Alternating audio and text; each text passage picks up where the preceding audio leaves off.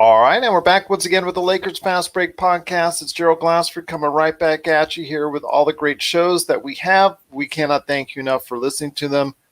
Well, the NBA draft talk continues, and it's just been a great pleasure having all these great NBA draft conversations. But I had to get on this next guest because their deep insight on their site, DraftSite.com, is so crucial and vital to NBA fans out there if they want to get the insight on the NBA draft.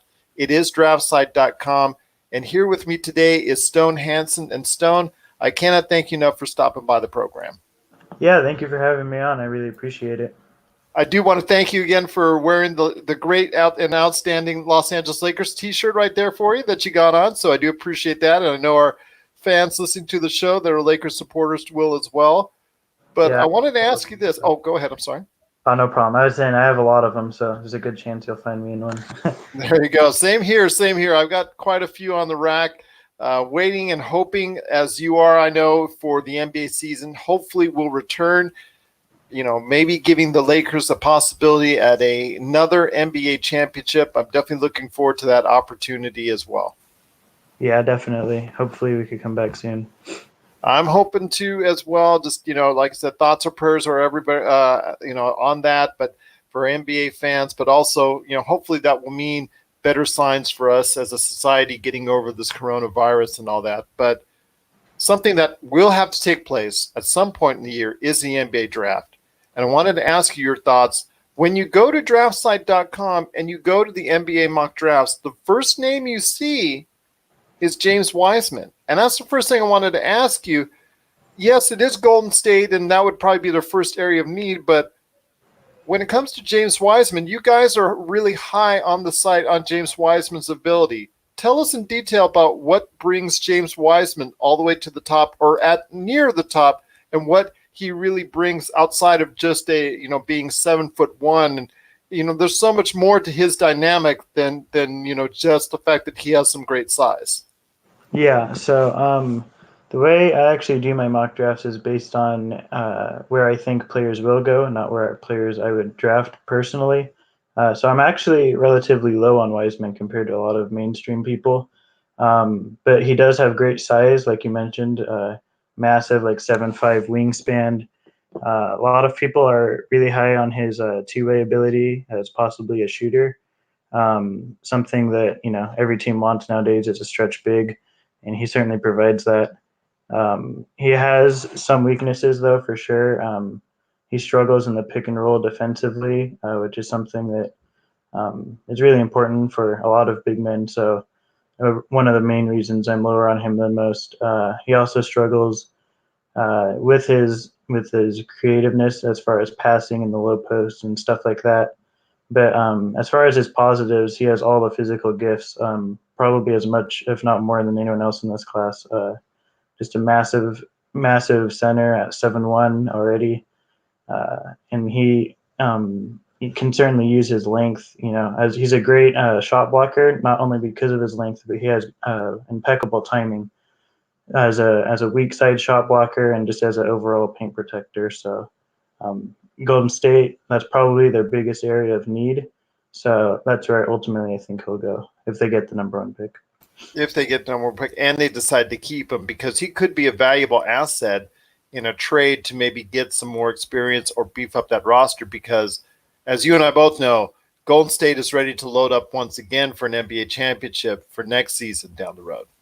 That's true as well. They can definitely package him with Andrew Wiggins that they just acquired or any other piece. But the other thing you have to look at with Golden State is they do like to build through the draft. That's how they have their current championship roster right now. So we know the general manager, Bob Myers, likes to look towards the future and don't sacrifice everything necessarily, but it's definitely an option on the table with this class. I agree with you on that. That's a fine assessment right there. And there's so many players right now. There's no definitive number one, I think is probably what I'm gathering from all the websites, including your site at draftsite.com, is that there's no definitive number one. I mean, Anthony Edwards from Georgia, he is someone that a lot of people are high on. LaMelo Ball, obviously, with the court vision that he's been able to go ahead and showcase. That's something that has appealed to a lot of individual teams. But this draft seems more about trying to fill holes when it comes to near the top than any other I've seen in a while, as opposed to just having those outstanding dynamic players that you got to pick at number 1, number 2, or number 3. Yeah, it's pretty rare that, this close to the draft and there's still no definitive number 1 or 2 guy in this class. A lot of people have Anthony Edwards going number 1 as just the best overall talent, which again, it depends a lot on who's picking number 1. Keelan Hayes is another person I've seen ranked at number 1 quite a fair amount. He's another special passer like LaMelo Ball, just really great at finding the open man and creating for others. But yeah, there's probably 4 or 5 guys like you mentioned that are in the running for that number one spot. Now, if you were picking number 1 and you didn't base it on need primarily, but the player that appealed to you most, would it be Edwards or would it be someone else? For me personally, I do like Keelan Hayes. I think he's one of the safest picks, I would say, in this draft, which is something that's, I think, more valuable than in other drafts, just because there's a lot of boom or bust guys, I think. Keelan Hayes has a really high floor, but also a pretty high ceiling. He's come a long way defensively as a team defender. He really knows, the right places to be at. Strong IQ, one of the best IQs probably in the draft. And still very young. I think only 18 or just turned 19. So he's still got a long way to go, but he definitely has all the makings for a really safe and strong point guard. So I would go with him. And you're not the only one that has a great affinity for him. I've heard his name pop up several times in the past week. It looks like somebody that could rise up draft boards as we get closer to the NBA draft. And like you said, you can't teach the long arms for his position, and the skill set that he has is very appealing to any of the team that's picking at or near the top of the NBA draft this season. Yeah, I think, like I said earlier, it's just a matter of a safe player. Anthony Edwards, James Wiseman, they both have very high ceilings, but they also have, I think, kind of a low floor in terms of just being an overall winning player. A lot of times, both of those guys can be a bit selfish at times, just stat padding a little bit more than other guys, or maybe having not as high as an IQ as an Killian Hayes. I think just overall he provides a lot to a winning basketball culture, and I think that's what a lot of teams are going to be looking for when draft time rolls around. Well, I'll tell you what, that's some deep insight right there for you. Once again, I'm talking to Stone Hansen from DraftSite.com. You got to go ahead and take a look at all the great stuff that they're producing right there at DraftSite.com. They've got, obviously, from every major sports background, they've got detailed lists for if you're interested in the NBA, NFL, what have you. But the NBA mock draft and the NBA insight that they're providing at DraftSite.com is truly great. So you got to check it out today at DraftSite.com. Stone, I know that the intrigue with a lot of NBA junkies and NBA fans like myself are when we go ahead and not just look at who's coming up at the top of the draft, but maybe the lottery or who on the back end can be that sleeper, that's someone that is going to break out of the pack that's on the back end of the draft or in the middle of the draft. Is there anyone that you're keeping an extra eye on that you think, you know what, he's a little bit lower on people's lists right now, but he could be that player that breaks out of the pack and becomes in 2-3 years down the line someone that a lot of teams will regret? Yeah, so the number 1 guy that stands out for me in that area is a guy named Leandro Balmero, an Argentinian guard / wing. He's one of the best self-creators in this class, really great at finding his own shot, a great shooter from off the dribble.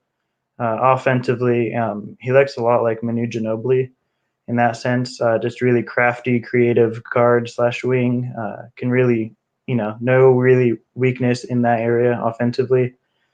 Defensively, he's held his own in the EuroLeague, but obviously it's a different level of athleticism over there, so it's yet to be seen how he'll translate over into the NBA, but I definitely have my eye on him. I spent a lot yesterday watching footage on him. Well, that's some great comparisons. I have heard those comparisons when it comes to him. And Leandro is someone I think you're right is going to sneak up some draft boards. So right now he's a little bit lower, late lottery, end of the first round. I have a feeling there's going to be a lot of draft buzz behind him, and he may not be such a lower pick when it comes when all is said and done and the NBA draft comes around. I have that feeling. I have that feeling.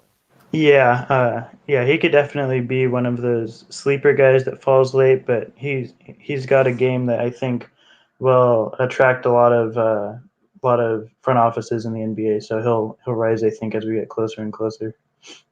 Now, on this draft as a whole, what are your thoughts on it? I mean, I've heard mixed reviews. Some would say that it doesn't have the star power, but it has a lot of depth. Some say it's a weaker draft. There's been a couple that said it's been one of the stronger drafts right now just because of who's in it at this point in time before anybody pulls back and says, you know what, I'm not going to be able to do it, or I don't like where I'm standing. At this point, what kind of feel do you have for this draft as far as it being a good one or being something that maybe not a lot of teams can prosper off of in the end? So I'm actually in the camp of this being kind of more of a weaker draft. I think it's definitely got a lot of star potential with a couple of the players on top, like Wiseman or Anthony Edwards, Cole Anthony, players like that. But I think they also have, like I mentioned earlier, just a lower floor. Not a lot of real winning basketball players, I would say. A lot of high stats guys, but not necessarily indicative of their actual production in reference to their winning ability. I think it goes a bit deep. I would say maybe into the early 20s or so, you could still find rotation players that can help you. But once you get into the second round, I think it really starts to thin out a bit. And so there's really not that depth in the second round that you have been seeing for the past couple of years because there's been some good finds in the past, in recent past with second rounders. Players have been able to contribute. Players have been able to find their way in the league. You don't see that as much right now at this point for this year's draft.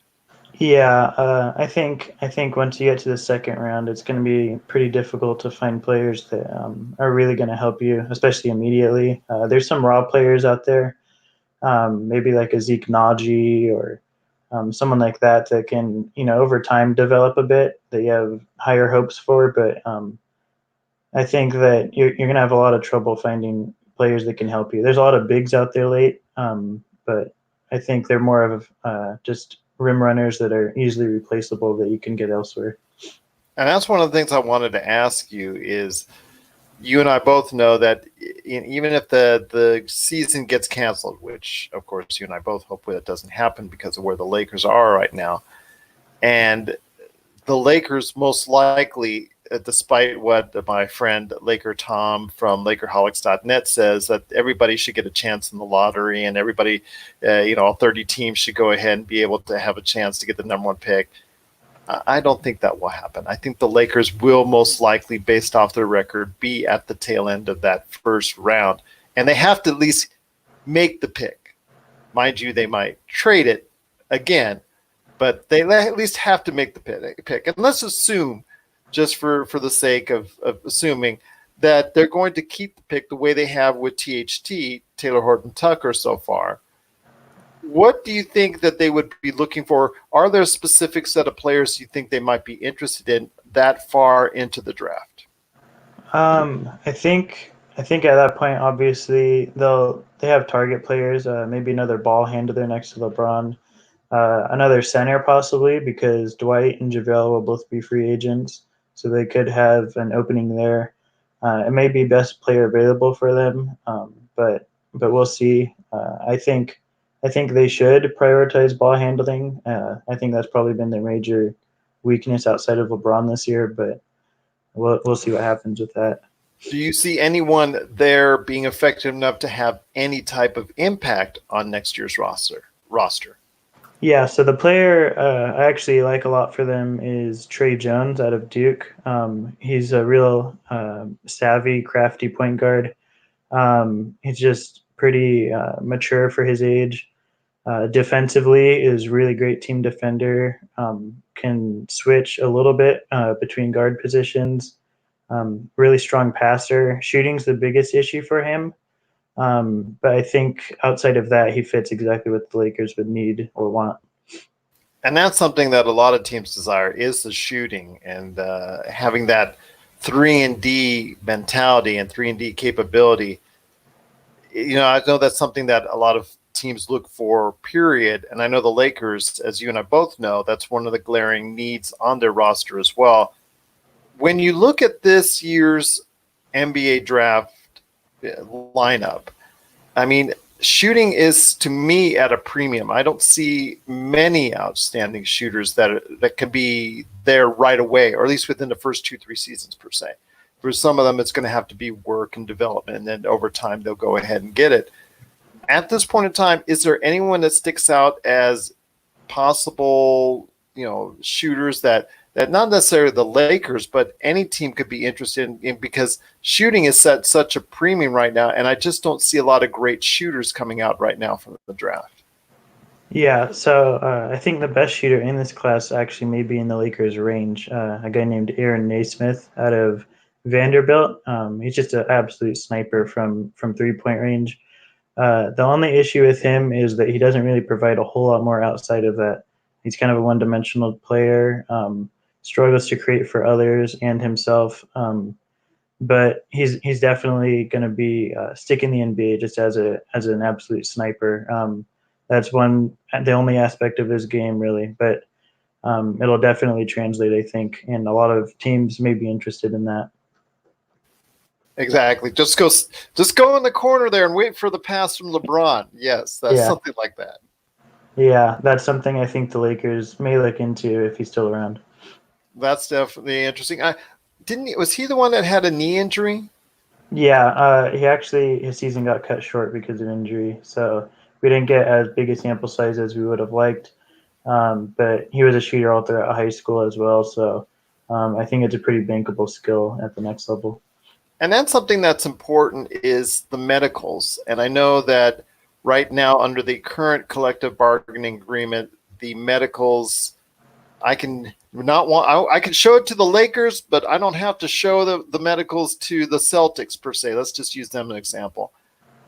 I don't think that's really fair, but until another collective bargaining agreement takes place, medicals are still going to be an issue going forward.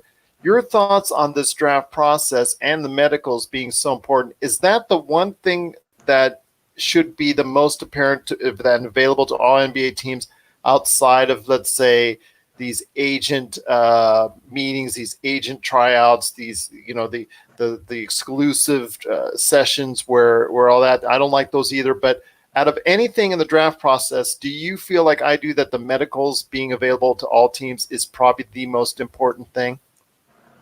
I definitely feel like it's an important aspect of it. I'm not sure I'd say it's the most important. I haven't really thought it out, to be honest with you. But I do think it's important that every team should receive a medical if it's requested upon. I don't think players in their camps should be able to withhold that information because they're just trying to get to whatever team they like most. You saw it with Michael Porter Jr. a couple years ago. He didn't release it to a few teams, and he actually ended up falling because of it, all the way down to 15. He should have gone top 8, 7, according to a lot of people. So I think you'll see medical information like that affect players in a negative way if they continue to withhold it. And obviously, each spot you go down, you lose a bit more and more money. So I think medical is becoming in a necessary thing to every team, should be a requirement, but I'm not sure I see it happening just because so many players like to negotiate kind of where they can go. This is true. It's a players' league and will continue to be so for quite some time. It's just been great talking to you so far, Stone. And I know I really want you to come back on the show when it's convenient for you. But one last thing before we head on out, and that is your site, DraftSite.com. You got to go ahead and tell everybody out there why people need to check out your awesome site and what you're working on today or in the coming weeks because I know everybody has a lot of time on their hands right now in the coming weeks, right there at DraftSite.com. Yeah, so I try and update it as much as I can. Right now, I haven't been updating it, obviously, because there's not a whole lot to update without any games being played in college, no March Madness, which is where you see a lot of stocks rise. But I am working on a top 100 big board that I'll try and get out in the next couple weeks or so. And I'm trying to just watch as much film as I can, catch up on players with all this free time that I have. But yeah, definitely check out DraftSite.com. I'm updating the 2021 draft pretty soon, so I'll have that more updated as we go along. So yeah, check it out for all your draft needs, I guess.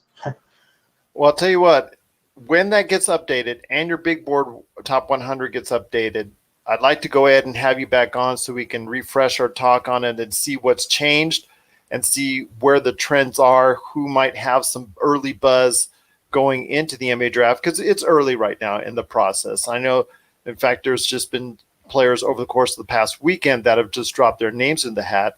So, and I know, as you and I both know, people, these kids, if they're smart and they don't have an agent, they see where they fall. And some of them are smart enough to go ahead and say, you know what, I'm going to go ahead and back out of the draft and go back to college or go back to EuroLeague or what have you, if they're smart and they haven't retained an agent. So there is still a little bit of mix up to be there, but I definitely like to get you back on here in a couple of weeks to get your assessment of that process and where the kids stand as of that point. Yeah, definitely. I'd love to be back on. I appreciate you having me on. No problem. I appreciate having you on. As a fellow Lakers fan, per se, it's always great to have you on. And, definitely looking forward to the next time we speak, your deep insight. And again, I'm speaking to Stone Hansen. You got to check out his work today at DraftSite.com. He's got the NBA prospects right there for you. And if you are an NBA draft junkie like myself, not only for where the Lakers are going to get and, who they might get and prospects of that nature, I always like checking out who everybody else is targeting and where these players are going to fall. And I might have some differing opinions over the course of time. Say, why is that player dropping? I really like him. I've seen the video. I think he's good. Or I think that guy's overrated or whatnot. Those opinions start formulating. And I love to have those and share those opinions with you down the line as well. So I'm looking forward to it. Indeed, our conversations again. And I cannot thank you enough for spending the time with me on today's program. Any last thoughts on the way out? Nope. Just hopefully we get the NBA back. That's kind of my biggest hope. But I do appreciate you having me on, and I look forward to being back again if you have me. Absolutely. I would love to have you back on. In fact, what we will do also as well, we will talk about the NBA season. If that happens, what could happen, how that could take place. A lot of people are talking about right here in Vegas where I'm at, that it could be all in one party type deal. And we'll see if that happens. But we'll talk about different scenarios in the NBA also as well when you come back, because, it's just so great having you on. And I look forward to our next conversation right here on the Lakers Fast Break podcast, if you'll allow me to do so. Absolutely. I appreciate it. Thank you. Thank you again. Appreciate it. Stone Hansen from DraftSite.com. You got to go ahead and check out all the great work that he's doing today at DraftSite.com. It's just been a pleasure talking to Stone. Cannot thank you enough for being here, right here at the Lakers Fast Break podcast.